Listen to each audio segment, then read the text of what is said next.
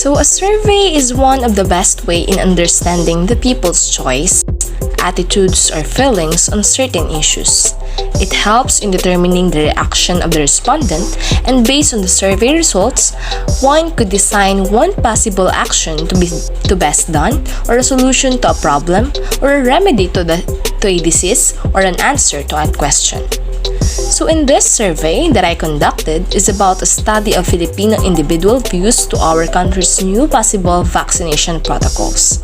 In this survey, I can able to understand the people's choice, attitudes, or feelings on these vaccination protocols.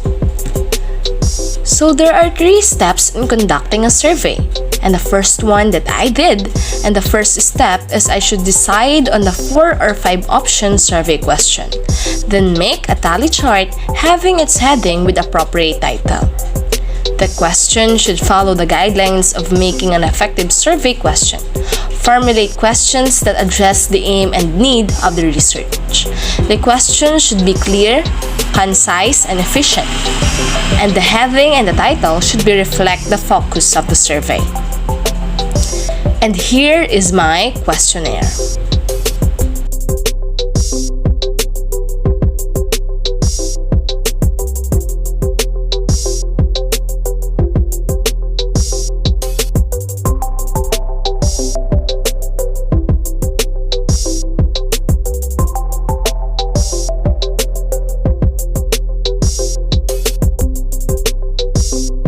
The next step that I did is conduct a survey, then tally all the answers. In conducting a survey, ethics should be observed. You should be polite and show respect to the respondents.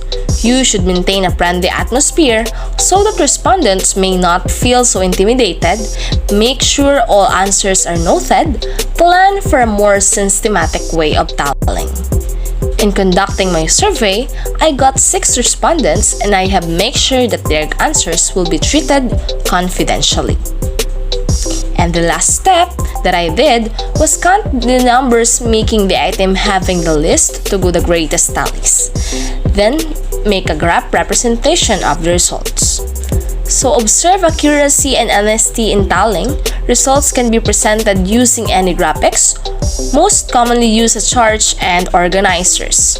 Choose the most appropriate graphics that best represent the result of the survey. And here is the graphic representation of my survey.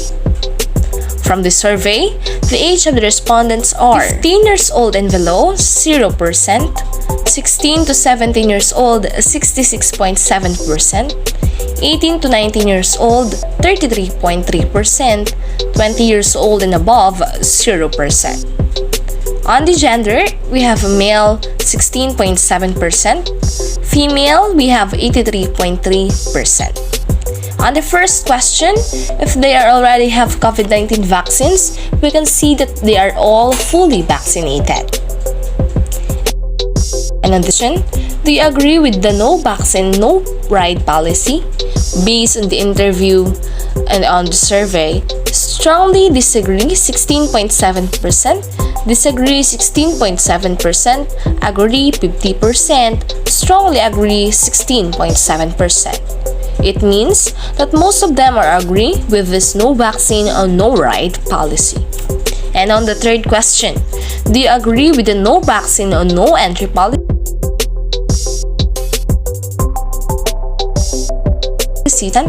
Disagree 0%, agree 50%, strongly agree 16.7%. Therefore, most of them are agree with the no vaccine, no entry policy to the different establishment.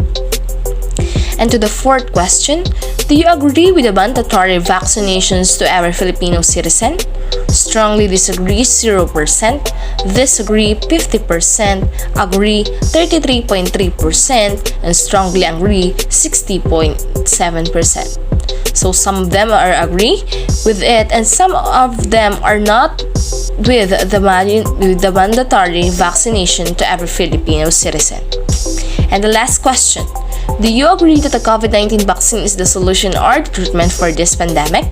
Strongly agree 0%, disagree 50%, agree 50%, and strongly agree 0%. Therefore, half of them are agree and half are not with the COVID-19 vaccine is the solution or the treatment for this pandemic. And that would be all. Thank you everyone.